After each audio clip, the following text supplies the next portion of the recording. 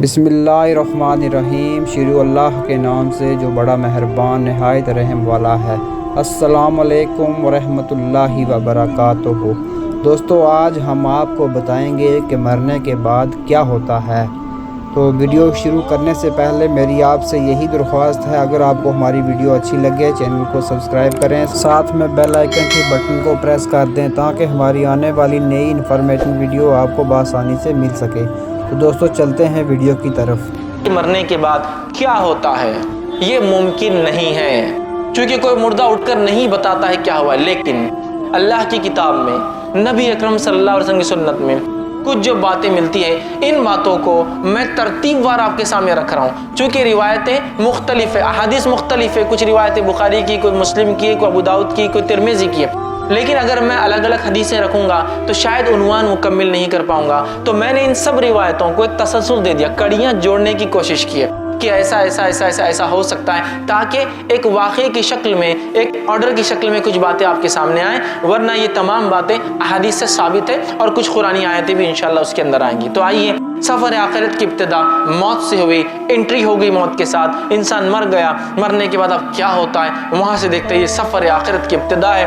نبی اکرم صلی اللہ علیہ وسلم فرماتے ہیں، جب انسان مر جاتا ہے اور اگر وہ نیکوکار ہو تو ہوتا یہ ہے کہ خوبصورت چہرے والے فرشتے آتے ہیں اور انتہائی خوشبودار کفن اس کے لیے لایا جاتا ہے، اور اس کے پاس آتے ہیں، کھڑے ہوتے ہیں اور بشارتیں دیتے ہیں، خوشخبریاں سناتے ہیں۔ اس کے رب نے اس کے سفر آخرت کے بعد کیا دینے کا وعدہ کیا ہے وہ رکھتے ہیں۔ اس کی روح مچلتی ہے اور اسے اچھے اچھے ناموں سے پکارتے ہیں، جن اچھے اچھے ناموں سے وہ دنیا میں پکارا جاتا تھا اسے مبارکباد دیتے ہیں اور اس کو خوشخبریاں سناتے ہیں۔ جو ہی وہ روح خوشخبریاں سنتی ہے وہ مچلنے لگتی ہے سفر آخرت کی ابتدا کے لیے، اور کہتی ہے مجھے جلدی سے نکالو، مجھے جلدی لے کر چلو، تاکہ میں اس چیز کو پالوں جو میرے رب نے سفر آخرت کے بعد میرے لیے رکھی ہے اور جو بشارت تم لوگ دے رہے ہو۔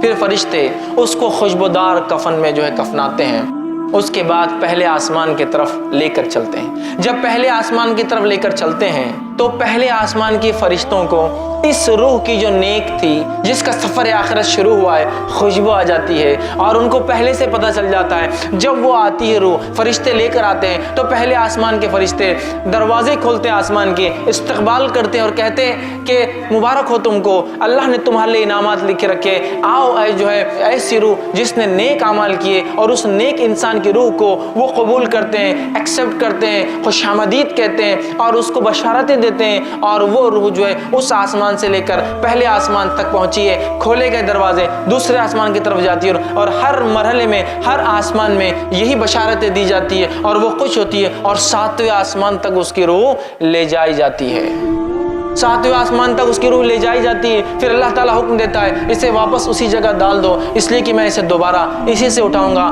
پھر اس روح کو لا کر قبر کے اندر ڈال دیا جاتا ہے۔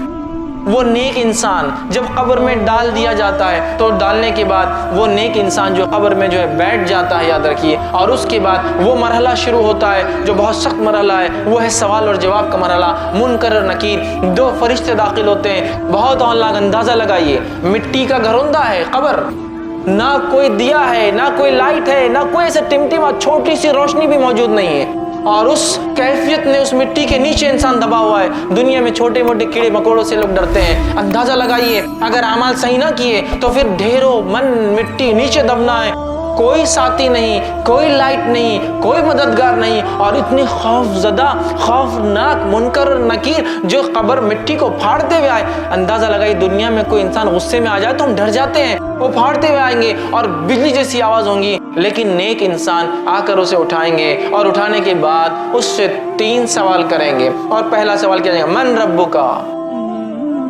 تیرا رب کون ہے؟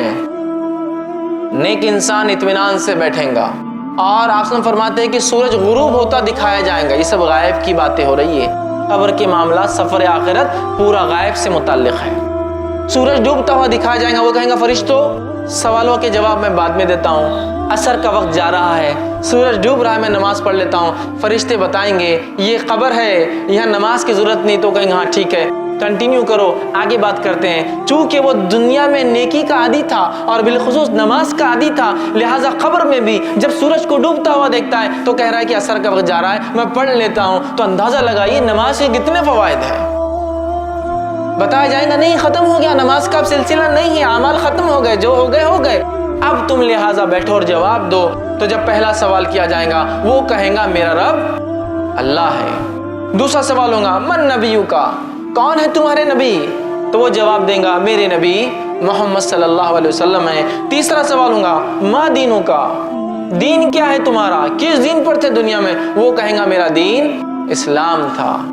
ये कहने के बाद जब एक नेक इंसान अपने सफर आखिरत के इब्तिदा में जो टेस्ट उसका होगा, जो ओरल उसका लिया जा रहा है, जो वाइवा उसका हो रहा है, उसमें अगर वो राइट आंसर्स देता है इन तीनों क्वेश्चंस के, तो नतीजा ये होगा फरिश्ते सवाल जवाब का सिलसिला खत्म कर देंगे। तीनों जवाब इसने दिया है और एक खिड़की खोली जाएंगी और जहन्नुम बताई जाएंगी और कहा जाएगा ये वो चीज़ है जिससे तेरे रब ने तुझे बचा लिया।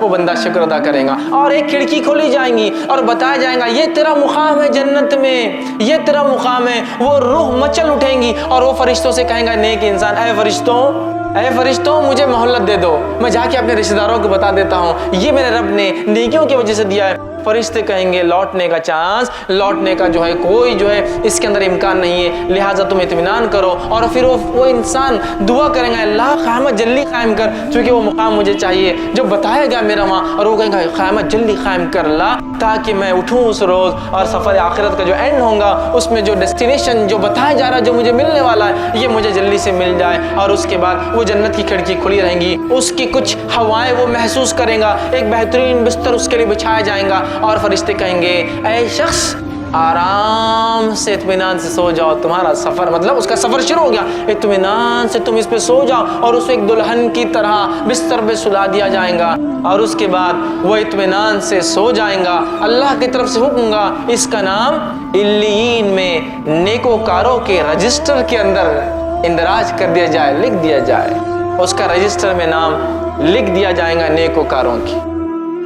आइए इसके बिलमुकाबिल वो इंसान जो गुनाह करता था, मासियत, जुर्म, कुफ्र, शिर्क, निफाक, उसकी ज़िंदगी उसमें गुजरी, इस शख्स की मौत कैसी आती वो भी देखिए, इसका सफ़र आखिरत स्टार्ट कैसा होता वो भी देखते हैं हम। अल्लाह रब्बुल इज़्ज़त हम पर रहम करे और हमारी हिफाजत करे। बहुत सख्त सफ़र है, वैसे मौत की हौलनाकी कितनी ख़तरनाक थी, लेकिन एक जो गुनाहगार इंसान होता है उसके पास फरिश्ते जब उसकी रूह का वक्त आता है, पहले तो कहता मोहलत दी जाए, छूट ढील दी जाए, कहा जाता ढील नहीं है। उसके बाद फरिश्ते जो कि इंतहाई घटिया सूरतों में, बुरी सूरतों में आते हैं और इंतहाई बदबूदार टाट का एक उसके लिए कफन लाते हैं और लाने के बाद कहते हैं कि ऐ मग़ज़ूब रूह, अल्लाह का तुझ पर गज़ब होने वाला है, तूने गुनाह और मासियत किए, निकल, तेरा मुकाम ये, चूँकि जैसा नेक आदमी को बशारत दी जाती है, इसको इसका मुकाम के ताल्लुक़ से बशारत दी जाती है, निकल तुझे यहाँ जाना है।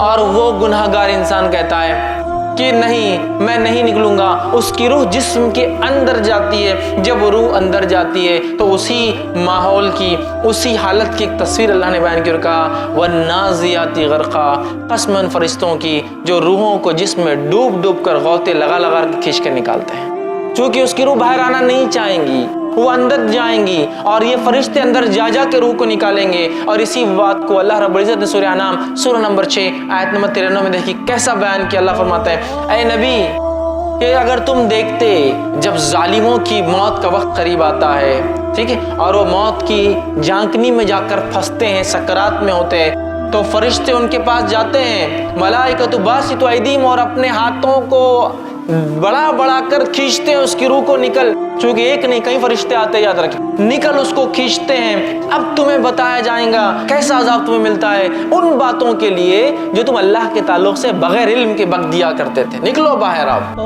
तो फरिश्ते डूब डूब कर निकालेंगे, फरिश्ते खींच कर निकालेंगे, वो सफ़र के लिए राज़ी नहीं होंगी वो रूह, वो अंदर घुसेंगी। फरिश्ते जब निकालेंगे, नबी अकरम सल्लल्लाहु अलैहि वसल्लम फरमाया कैसी तकलीफ होंगी उस शख्स को जिसकी रूह, जो गुनाहगार होगा, जैसे एक भेड़ हो, भेड़ समझते ना, शीप, भेड़ हो, उसकी ऊन कितनी गुत्थियां होती है उसमें, वो अगर गीली हो और उस पर कोई कांटेदार छड़ी ले और उसको घुमाए जिसमें बाल अटक जाए और फिर उसको खींच कर निकाले, उस किस्म की शदीद तकलीफ वो महसूस करता है।